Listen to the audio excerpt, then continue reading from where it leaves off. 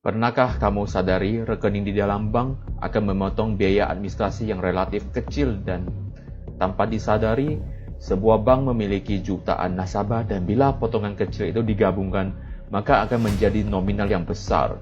Sehari bisa mencapai 100 juta. Dan seorang karyawan bank memiliki niat buruk, menggunakan trik ini, dia mendapatkan kekayaan sebesar miliaran. Peristiwa ini adalah kejadian asli. Suatu hari, Eman sadar bank akan mengatasnamakan biaya administrasi untuk memotong nominal kecil di dalam rekening nasabah. Dan jutaan jumlah nasabah bukanlah jumlah yang kecil, maka itu dia memulaikan aksinya untuk menjadi orang kaya. Eman menulis sebuah virus dan kemudian mengirim email atas nama karyawan lain ke atasannya, dan ketika file tersebut dibuka, maka virus akan tersebar di dalam komputer atasan. Dan Eman bisa mengkontrol server di dalam bank melalui komputer atasan ini.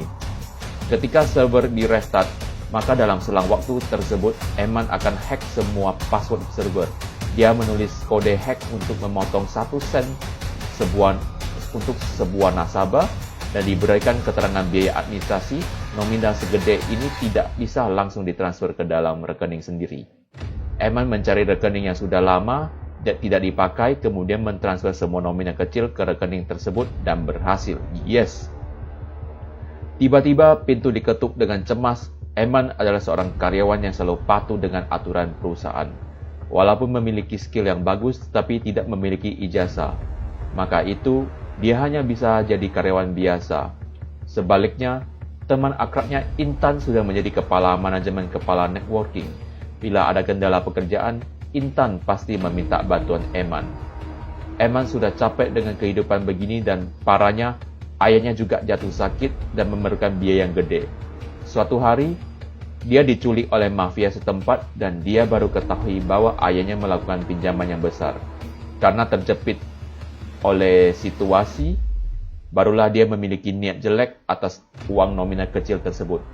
Mafia ingin menghajarnya dengan emosi. Walaupun memiliki uang, dia tidak bisa mengambil sekarang juga. Dia segera lompat dari jendela dan menggunakan taksi untuk segera ke bank. Di dalam taksi, dia melakukan pemalsuan data dengan menulis email ke bank bahwa pemilik rekening akan meminta orang lain untuk mengambil uang tersebut. Mobil mereka ditembak, tetapi si tukang taksi juga bukan orang yang lembut dan juga keras melawan. Bersusah payah, Eman berhasil sampai ke bank dan mengambil uang tersebut. Dia membayar sebagian hutang ayahnya ke mafia dan uangnya masih cukup untuk membiayai operasi ayahnya. Kelihatannya seperti happy ending, tetapi keesok harinya atasan Eman ditemukan mati terbunuh dan bagian security menutup semua akses kerja dan menunggu investigasi polisi. Bila komputer milik atasannya dicek, maka rahasia virus komputer akan diketahui.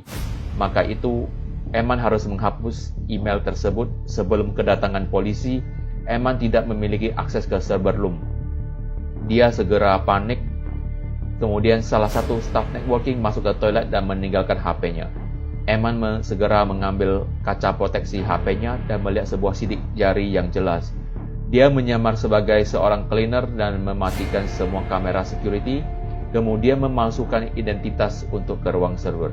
Di dalam 15 menit, dia harus berhasil menghapus virus yang pernah dia masukkan. Di saat itu juga bagian security merasakan kejanggalan dan mulai monitor ruang server. Tetapi Eman berhasil melarikan diri dan kembali ke counter teller. Hari ini benar-benar hari yang susah dilewati. Malam harinya Eman pergi ke rumah sakit dan di situ dia diberitahu bahwa biaya tinggal di rumah sakit bukanlah biaya kecil dan sisa uang yang dia bajak sudah tinggal sedikit. Saat itu juga, bank dalam keadaan tegang dan tidak mungkin untuk melakukan aksinya lagi. Di dalam kebingungan, Eman melihat logo-logo di atas ATM dan memiliki inspirasi bahwa bukan saja cuma satu bank, dia bisa mengulang cara sebelumnya dan mencuri uang dari 8 bank besar negara dia.